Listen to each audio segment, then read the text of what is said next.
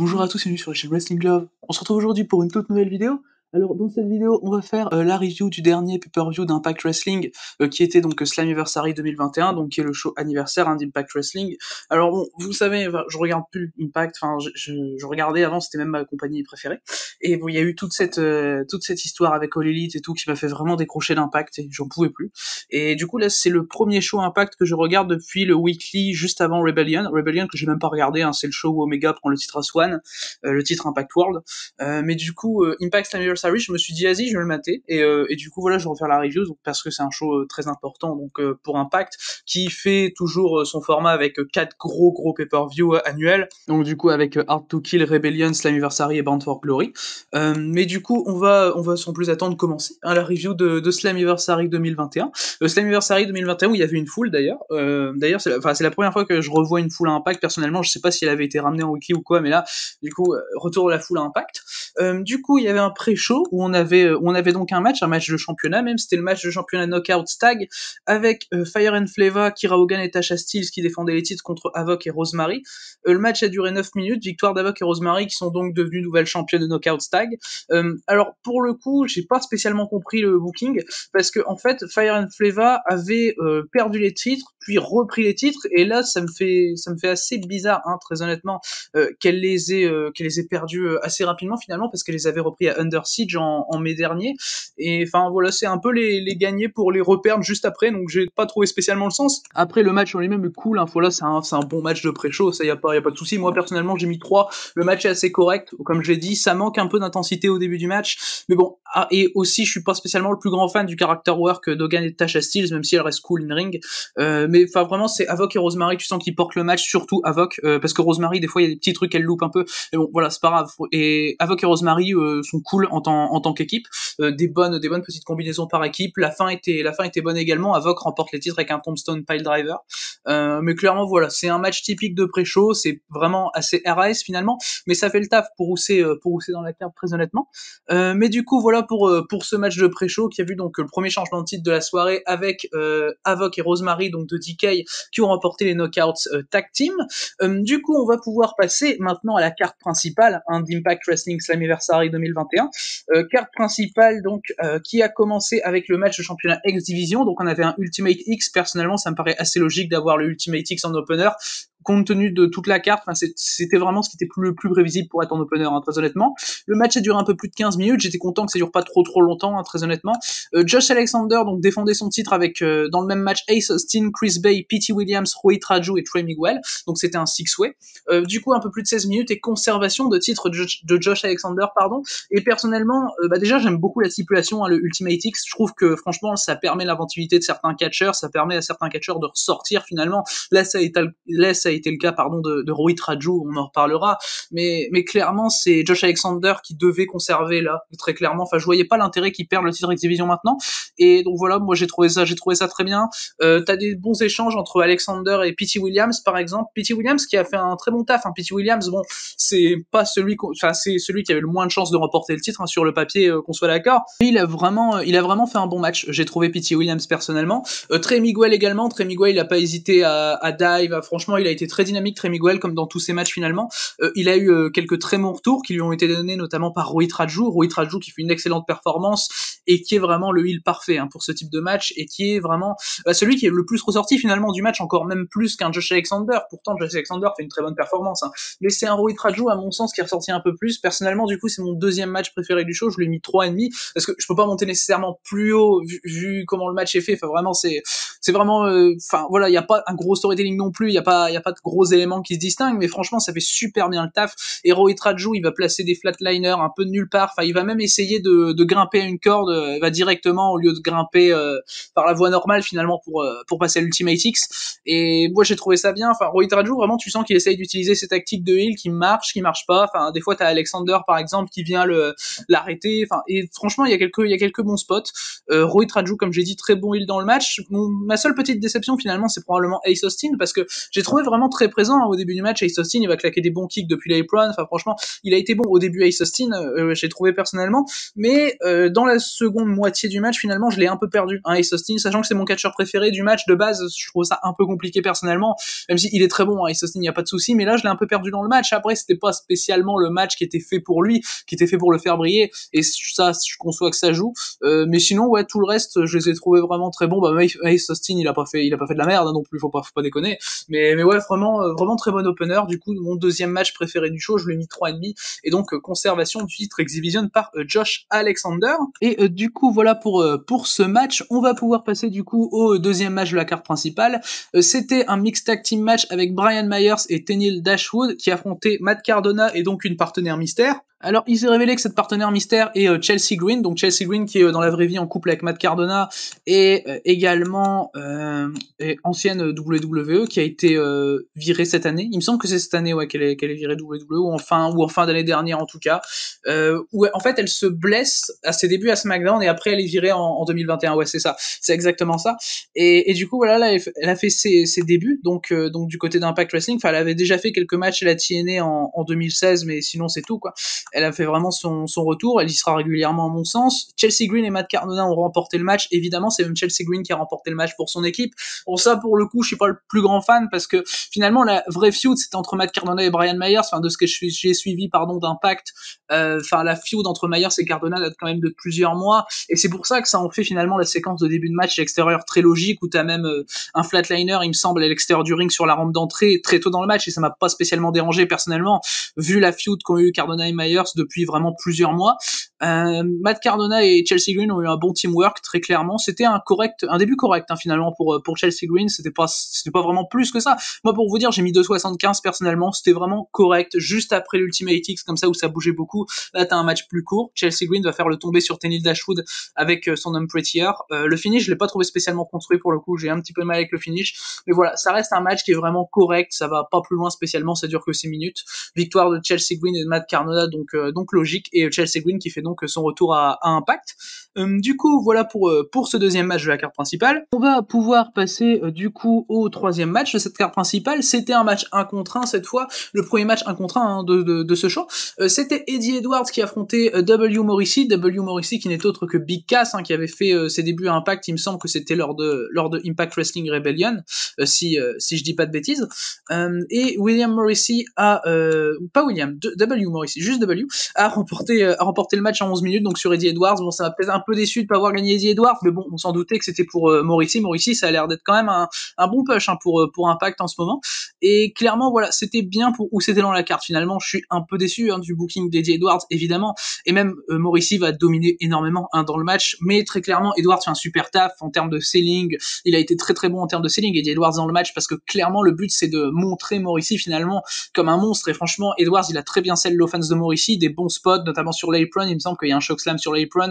T'as la powerbomb finale, par exemple de Morrissey qui est vraiment violente, mais j'ai pas spécialement eu le plus gros intérêt dans le match, très honnêtement, notamment au début du match où j'ai trouvé que ça a mis un peu de temps à se mettre en place, et peut-être c'était un petit peu trop long finalement ce match, mais voilà, il y avait vraiment quelques moves assez strong de la part de Morrissey, mais c'est sans plus hein, dans le ring. Morrissey c'est un peu compliqué je trouve, heureusement que t'as Eddie Edwards en face, et quand même un sacré worker hein, Eddie Edwards, on va pas se mentir, mais sinon voilà, c'est pas le match le plus fou. Là j'ai mis 2,75 comme le match précédent, j'ai peut-être un peu préféré celui-là, c'est un 2,75 qui se rapproche un peu plus du 3, parce qu'il y a plus de choses finalement dans le match, il y a vraiment un truc qui est bien plus clair et qui est bien mené finalement, mais voilà, mais ça reste vraiment juste correct et pas spécialement plus. Du coup voilà pour ce match. Du coup on va pouvoir passer maintenant au prochain match du show. Alors le prochain match du show, ça a été emmené par un angle finalement, parce que t'avais Madman Fulton et She-Ra qui avaient été ban du ringside pour le Ultimate X, donc Madman Fulton étant censé être l'accompagnateur de Ace Austin, et Mahabali She-Ra étant censé, il me semble, l'accompagnateur de Rohit Raju, hein, si je dis pas de bêtises, parce que niveau séparation, se remettre en équipe, She-Ra et Rohit Raju, c'est toujours assez compliqué, et vu que je suis pas les Weekly Impact, j'ai pas spécialement ça à jour finalement. Et du coup, Madman Fulton et She-Ra vont se plaindre finalement sur le ring d'avoir été ban ringside. Du coup, t'as Scott D'Amore qui arrive sur la rampe d'entrée, et du coup qui dit que bah ok, ils vont avoir un challenge, ils vont devoir faire équipe, et tu as Finn Juice qui débarque, donc Finn Juice, David Finlay et Juice Robinson, anciens champions par équipe d'Impact et qui sont contractés du côté de chez New Japan, donc ils ont fait des bails à Impact assez récemment, donc finalement c'est pas spécialement surprenant de les voir et de les voir placés dans la carte d'un show comme Slammiversary finalement. Bon, finalement le match c'est juste un squash, hein, mais c'est pas spécialement étonnant. Ça dure 1 minute 15, victoire de Finn Juice avec Juice Robinson qui fait le tomber sur Madman Fulton. Bon là pour le coup j'étais un petit peu triste, j'aurais peut-être préféré que ce soit Shira qui prenne le tombé parce que j'aime beaucoup Madman Fulton. Après ça c'est pour le coup, ça c'est juste le goût personnel, ça pour le coup. Mais je vois pourquoi on a le match. Après c'est pas bien, hein. Enfin je vois pas, enfin comme j'ai dit, je vois pas pourquoi on a je vois pourquoi on a le match, mais l'idée me paraît pas spécialement bonne. Voilà, c'est ça que je veux dire personnellement, parce que squasher Madman Fulton et Shira, enfin surtout Madman Fulton pour le coup, parce qu'à la limite Shira on s'en fout, mais bon voilà, personnellement je suis pas spécialement fan. C'est vraiment juste on va mettre Finjou sur la carte, on sait pas quoi en faire, on va les mettre là. C'est vraiment là sans raison, c'est pas spécialement intéressant, ça dure qu'une minute de toute façon, il se passe grosso modo rien, hein, dans le match. Mais du coup voilà pour ce match donc qui était un squash remporté par Finjuice. Du coup on va pouvoir passer au prochain match du show. Le prochain match du show c'était un singles match, donc l'un des 4 singles match de ce show, le deuxième dans l'ordre de la carte. C'était Moose qui affrontait Chris Sabin. Le match a duré un peu plus de 12 minutes et on a vu une victoire de Chris Sabin, donc qui m'a beaucoup surpris à titre personnel. Le match est très cool, hein. Franchement le match est très cool entre Chris Sabin et Moose. Moose est très impressionnant, il joue très bien son rôle de powerhouse, hein, contre un Chris Sabin qui finalement a bon underdog, et c'est ça un peu l'histoire du match. Moose il va placer notamment un très beau dropkick sur Sabin qui était assis sur l'apron, et il va placer quelques jolis belly to belly over the hand suplex. Enfin franchement Moose il joue très bien son rôle de powerhouse et je le trouve même plutôt agile et très très bon, hein. Moose personnellement c'est un très bon worker, et enfin voilà, et finalement la manière avec laquelle Chris Sabin remporte le match est finalement assez logique par rapport au statut des deux finalement. Enfin t'as Sabin qui est underdog et Moose qui est vraiment présenté comme vraiment le gros powerhouse assez monstrueux quoi. Et du coup finalement parce que Sabine gagne avec un victory roll, donc bon tu te dis bon c'est pas spécialement la manière la plus décisive, mais bon après sa défaite pour le championnat World d'Impact finalement dans un match que j'ai pas vu d'ailleurs, mais Moose je pense que enfin ça me paraissait mieux finalement de lui faire gagner ce match, surtout à Slammiversary quand même, parce que Moose c'est quand même un gros nom par rapport à Impact, donc par rapport à Impact je dis bien, donc pour moi fallait faire gagner contre Chris Sabin là. Après la manière dont ça a été fait, ça a fait que ça m'a moins dérangé. Voilà, j'ai mis 3,25, c'est un bon match, c'est pas spécialement ce qu'il y a le plus à rattraper, mais ça fait le taf. Franchement, si vous avez le temps, ça fait le taf, le Chris Sabin contre Moose. J'imagine que Chris Sabin va peut-être aller vers le titre Impact World à un moment pour un petit show, enfin voilà, pas pour un gros show évidemment, mais voilà, Chris Sabin, je pense que c'est pour ça qu'ils lui ont fait remporter le match, et de la manière dont il a remporté finalement indique le résultat de son match de titre World s'il en a un, et encore on est même pas sûr qu'il en ait un, hein, ça c'est que des spéculations de ma part. Mais du coup, voilà pour ce match, donc remporté par Chris Sabin en 12 minutes, auquel j'ai mis 3,25, et j'étais pas loin du 3,5 d'ailleurs. Du coup, on va pouvoir passer maintenant au 4-way tag pour les championnats Impact World Tag Team. Donc on avait Joe Doring et Rhino, donc de Violent by Design, qui défendaient les titres. Alors tout d'abord, on avait l'équipe de Rich Swann et Willie Mack, qui étaient présentes dans le match. On avait les Good Brothers, donc Doug Gallows et Carl Anderson. Et on avait également Falaba, qui était censé à la base faire équipe avec TJP. Donc comme vous voyez sur l'image, c'est TJP normalement qui était censé faire équipe avec Falaba, sauf qu'il n'y a pas pu avoir TJP, et du coup Falaba a ramené un partenaire mystère, et il se trouve que le partenaire mystère c'est No Way José, donc No Way, parce que maintenant à Impact il s'appelle juste No Way et pas José. Voilà, faut pas chercher. Mais du coup bon voilà, c'est random, vraiment de la manière dont c'est amené, c'est finalement très random. Après No Way José c'est random sur 5 de toute façon, et je m'en suis foutu très honnêtement. J'ai même pas spécialement trouvé que c'était un bon début, mais on s'en fout. Franchement on s'en fout sur 5, le match sur 10 minutes. On avait un changement de titre que j'ai trouvé pas spécialement attendu à titre personnel, c'est les Good Brothers qui reprennent les titres. Personnellement, j'en ai pas vu l'intérêt spécialement. Bon, le match est bon, très honnêtement. J'attendais peut-être à ce qu'il soit un peu plus long, et on aura un petit peu le même problème pour le match d'après, c'est la durée, hein, finalement, je pensais qu'ils allaient y aller un peu plus longtemps pour le coup. Et par rapport au titre tag, enfin voilà, c'était pas un petit match quoi. On pouvait y aller plus longtemps. Par exemple, le Eddie Edwards contre W. Morrissey dure plus longtemps et que le match de titre tag et que le match de titre knockouts, donc bon, c'est un peu compliqué, mais enfin voilà, pour moi c'est pas spécialement le meilleur début, hein, pour No Way. C'est vraiment, ouais, c'est comme j'ai dit, c'est random, même si j'attendais pas plus de lui, hein, voilà. Bon, t'avais Carl Anderson et Doug Gallows qui ont été très bons, franchement, dans le match, surtout Carl Anderson. Enfin, vraiment, le début du match, tu mets No Way directement, ça, j'ai trouvé ça logique pour le coup. Il a un petit échange avec Rich Swann, ils se mettent des petits kicks, finalement, t'as Carl Anderson qui fait le tag à Rich Swann pour rentrer, il met des kicks également. Carl Anderson, il a été très bon dans ce qu'il a pu faire dans le match.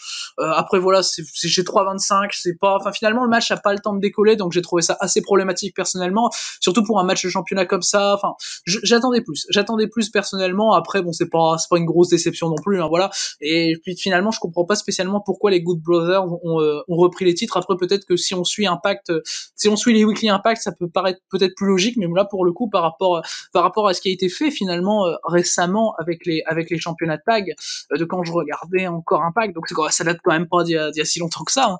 Enfin, ils avaient déjà eu les titres, ils les avaient perdus contre Finjuice, qu'ils avaient pas eu un super long règne, qu'ils les avaient perdus contre Violent by Design, qui là non plus, du coup, ont pas eu un super long règne pour retourner sur les Good Brothers. Je trouve ça un peu bizarre personnellement. Bon, on verra où ça mènera, mais voilà. Le match était bien, mais pas spécialement à voir, comme j'ai dit, 3,25 pour ma part. Du coup, on va pouvoir passer maintenant au pré-main event du show. Le pré-main event du show, c'était le match pour le championnat Impact Wrestling Knockouts, avec du coup Deonna Purrazzo qui défendait son titre. Elle avait une adversaire mystère. Là encore, il y avait quand même pas mal de noms mystères, hein, finalement dans ce show. Et l'adversaire mystère s'est révélé être Thunder Rosa. Alors j'en étais bien content. Je pensais que c'était sort Peyton Royce ou Billie Kay. Et finalement, on s'est retrouvé avec Thunder Rosa, qui est quand même une excellente catcheuse. Ça nous a donné de toute façon le meilleur match du show, hein, très clairement. En un peu plus de 10 minutes, c'est Deonna Purrazzo qui a très logiquement conservé son titre, parce que on rappelle qu'elle va aller à Triple Mania défendre son titre contre Fabi Apache le 14 août, donc évidemment qu'elle allait pas perdre contre Thunder Rosa juste avant. Et franchement, de toute façon, bah voilà, quand on voit les deux noms, déjà Deonna Purrazzo, Thunder Rosa, bon, c'est compliqué d'être déçu. Bon, voilà, ça m'a pas déçu. Et c'était de toute façon, j'avais vu la carte, je savais que c'était Thunder Rosa en avance, parce que j'ai regardé le show en replay, et parce que j'avais live un show de la H2O, pour le coup, il m'intéressait un peu plus.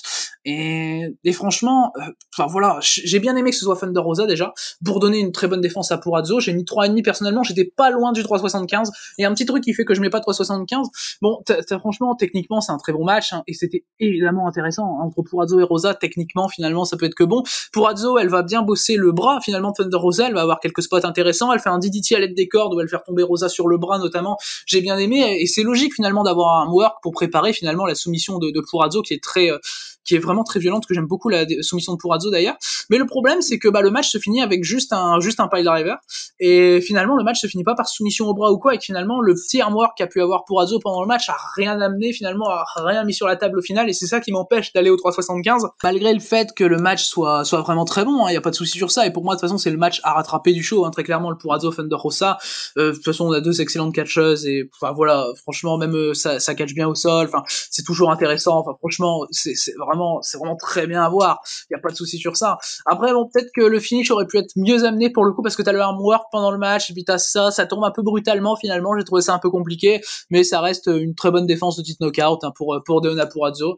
Et ouais, non, j'étais content de voir Thunder Rosa, arriver. Du coup, par rapport à ça, il y a eu un après-match qui peut-être teaser la suite pour le championnat knockout de Deonna Purrazzo.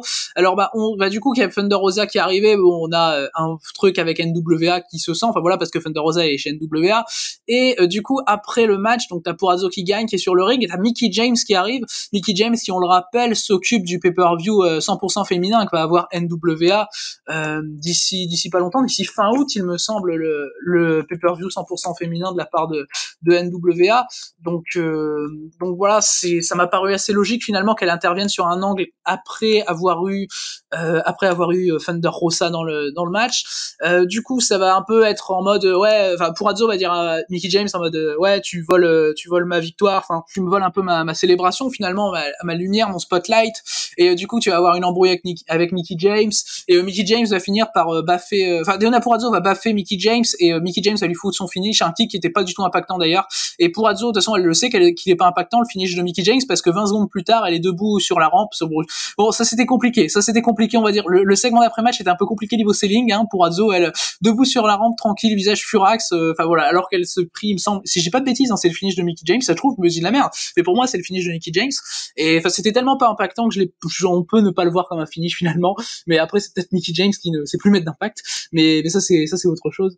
Mais du coup voilà pour cet après-match, donc qui semblerait nous conduire sur un Deonna Purrazzo Mickie James pour le titre knockout, et peut-être une autre défense de Purrazzo pour le titre knockout chez NWA, ou voire même les deux, hein, voir le Purrazzo contre Mickie James dans le pay-per-view féminin NWA. Enfin finalement c'est possible, hein. Vous savez, de toute façon tout est possible maintenant avec Impact et tout ça, donc bon, on sait jamais. Mais du coup voilà pour cet après-match. On va du coup maintenant pouvoir passer au main event de ce show Impact Wrestling Slammiversary 2021. Le main event, c'était donc le match pour le le championnat Impact World. On avait donc le champion Impact World Kenny Omega qui affrontait Sami Callihan dans un no disqualification match. Du coup, à titre personnel, c'est le deuxième match que je vois de Kenny Omega chez Impact après avoir vu le six-man de la honte de Hard to Kill en tout début d'année.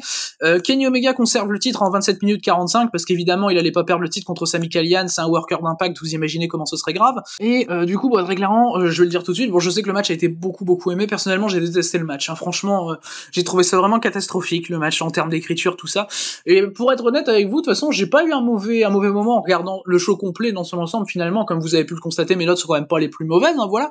Mais le main event est vraiment très mauvais, à mon sens, et je comprends pas pourquoi on peut le trouver excellent ou quoi, parce que franchement, déjà le premier move du match, c'est un pile driver de Sami Callihan, qui est donc le finisher de Sami Callihan. Du coup, t'as un finisher en premier move de la part de Callihan, et du coup, t'as évidemment le kick-out. Bon, ça, encore, c'est logique qu'on ait le kick-out, mais le finisher en premier move, pour le coup, ça me dérange, parce que c'est pas comment devrait être un finisher, finalement. Enfin, je veux dire, un finisher en premier move, c'est non.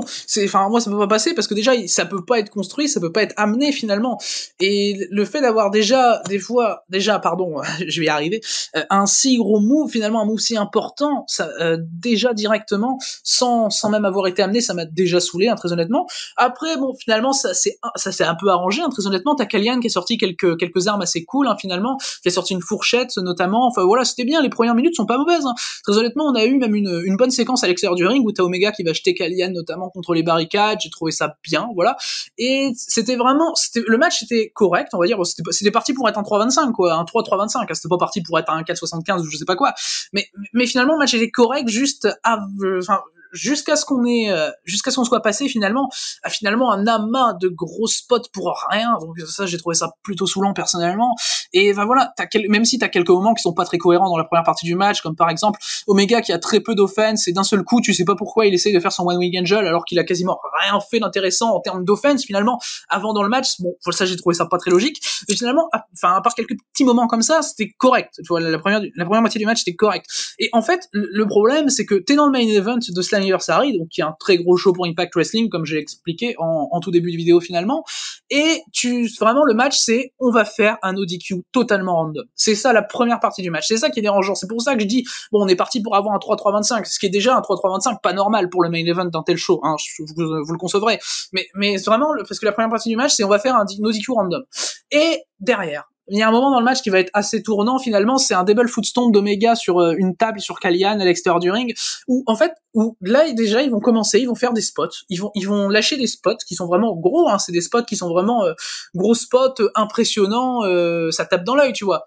Mais en fait, le problème, c'est que ça veut rien dire. Le problème, c'est que le match veut rien dire. À un moment, t'as Callihan, il place un piledriver à travers une table à l'extérieur du ring à Omega, et c'est n'importe quoi. Enfin, tu comprends pas. Voilà. Et à partir vraiment de ce moment-là jusqu'à la fin du match, c'est un nonsense complet. Il y a des gros near falls, des gros spots. Ils sont pas mal exécutés, hein, finalement. Parce qu'en termes d'exécution, j'ai pas reproché au match, hein, on va pas se le cacher. Mais vraiment, en termes de catch, et particulièrement finalement dans le main event d'un show aussi important que peut être Slammiversary, dans un match pour le titre Impact World, j'ai besoin d'un vrai contenu, d'une vraie matière, et pas juste des spots qui vont être impressionnants pour les yeux, quoi. Parce que ça, je suis désolé, c'est bon, voilà, c'est pas ce que je vais rechercher. J'ai besoin d'un vrai contenu, tu vois, pour rentrer dedans. Mais non, en fait, ils vont faire des spots et ils veulent rien dire, tes spots. Et t'as même à un moment un ref bump qui nous amène à rien, à part juste des faux finishes qui sont complètement forcés. Enfin, vraiment, c'est saoulant, les faux finishes complètement forcés, parce que t'en as plein dans le match, et ils forcent, et ils veulent toujours faire plus, sans jamais rien ajouter de pertinent, sans jamais ajouter une vraie signification, finalement, au spot. J'adore Sami Callihan, hein, très honnêtement, pour le coup, c'est un catcheur que j'adore, hein, Sami Callihan, mais très clairement, je pense que c'est l'un des plus mauvais matchs que j'ai pu voir de lui. Et comme vous l'avez compris, de toute façon, c'est pas un problème avec la performance athlétique des catcheurs, avec l'in-ring, avec l'exécution en soi-même, mais vraiment. Et malheureusement, le show en plus était très correct avant de finir avec cette purge finalement, parce que en fait, vraiment la deuxième partie du match c'est une purge pour moi, franchement. Et j'ai mis 2 au match, hein, très honnêtement. Vous voyez à quel point c'est très très compliqué. C'est que franchement t'as une masse de spots qui veulent vraiment rien dire. T'as des spots sur des poubelles, voilà que je te jette du haut de la 3e corde, grosse prise, voilà que tu te kick out d'un V-trigger avec des punaises. Enfin vraiment ça veut rien dire. C'est franchement c'est n'importe quoi vraiment en termes de kick out, en termes de gros near fall qui ont finalement aucune signification. Et c'est ça le gros problème du match, c'est qu'il y a finalement pas d'écriture. C'est vraiment le no DQ random. Et en deuxième partie du match, à la place de no DQ random, ils ont fait no DQ random avec gros spot pour rien. Et là, là je peux plus parce que c'est trop forcé, et ça y va trop, et je préfère limite qu'on en fasse moins, qu'on en fasse pas assez, qu'on en fasse trop pour rien. Et là, pour le coup, j'ai trouvé que c'était vraiment beaucoup trop pour rien. Et s'il en avait fait finalement juste un match random, enfin voilà, sans avoir vraiment de trop pour rien finalement, avec des gros spots qui veulent rien dire, bah là pour le coup j'aurais pu être à 3. Vous voyez, voilà, j'aurais pu être à 3, 3,25, j'aurais pu atténuer la note finalement, même si c'est pas digne d'un main event de Slammiversary, ça qu'on soit bien clair. Hein. Très honnêtement, en termes d'écriture, pour moi, c'est aura des pâquerettes, hein, le match, hein, très clairement. Et je sais qu'il a été adoré, je sais que c'est pas l'avis de tout le monde, hein, ce que je dis là, hein, évidemment, mais en termes d'écriture, pour moi, ça aura des pâquerettes le match. Et du coup, ouais, pour moi, il y a un énorme problème finalement dans ce no DQ entre Omega et Callihan, qui ne relève pas, comme j'ai dit, de performance ou je sais pas quoi, ou d'exécution. Et c'est ce qui fait que j'ai clairement trouvé le match extrêmement mauvais pour le coup. Mais bon, ça va parce que le reste du show est correct, hein, très honnêtement, le reste du show est bien correct. Je monte pas au-dessus du 3,5, mais du coup, on va parler du show dans l'ensemble finalement. Ah non, avant de parler du show dans l'ensemble, il y a un après-match hein, finalement à ce Omega Callihan, parce que la destruction d'Impact n'est pas finie, parce que tu as cette fois-ci Jay White ici, et Jay White il débarque tranquille, champion never, tout ça. De toute façon, déjà je vois le segment là, j'ai même plus tu regardes plus Impact, hein, c'est catastrophique à voir hein, finalement, ça fait mal au cœur finalement, même pour moi qui est vraiment grand fan d'Impact. L'année dernière, je faisais que défendre la Fed, enfin voilà, et c'était ma fête de cœur finalement Impact. Et là, tu vois Omega, les Good Brothers, Jay White dans le ring, t'as un face-off Omega White. Donc bon, après c'est probablement, on n'aura probablement pas d'Omega White, hein, très honnêtement, parce que finalement le truc c'était parce que t'as une attaque après de Finju sur Jay White en backstage après le show. Enfin, c'est vraiment pour montrer ça finalement. Et le face-off Omega White, il est juste là pour, voilà, pour faire rêver ou je sais pas quoi, parce que déjà moi quand j'ai pas un catcheur intéressant devant mes yeux, je peux pas rêver de ça, hein, désolé, mais Omega White ça ne m'intéresse pas, surtout Impact quoi. À la limite si vous voulez le faire, faites le chaîne JP quoi. Mais là c'est plus compliqué. Mais du coup voilà, c'est ce qui conclut ce show. Bon, je pense pas qu'on aura d'Omega White très honnêtement. Si on l'a, ce sera en main event de Bound for Glory malheureusement. Enfin parce qu'en main event du plus gros show de l'année Impact, avoir un Kenny Omega Jay White pour le titre Impact, catastrophe. Hein. Mais ouais, mais du coup voilà pour ce show. Alors par rapport au show dans l'ensemble, personnellement, bon, à part le main event, j'aime bien le show, très honnêtement, ça va corps. C'est vraiment le main event qui montre vraiment un produit assez dénaturé pour ce qui est d'Impact. Mais finalement, le show dans l'ensemble est cool. Personnellement, je peux conseiller quelques matchs. Hein. Franchement, je conseille le Ultimate X, je conseille le match de titre knockout entre Purado et Thunder Rosa, et je conseille également le Chris Sabin Moose. Pour moi, c'est les 3 matchs vraiment à voir de ce show. Le reste, c'est pas plus que ça, très honnêtement. Bon, t'as le match de titre tag qui vient derrière, mais là, c'est vraiment si vous avez le temps. Mais non, ouais, et en priorité, le Purado Rosa, qui est à mon sens le meilleur match du show. Mais du coup, voilà pour cette review, donc d'Impact Wrestling Slammiversary 2021. J'espère qu'elle vous aura plu. Merci à vous de l'avoir écouté. Et du coup, d'ici les prochaines vidéos, je vous dis à la prochaine.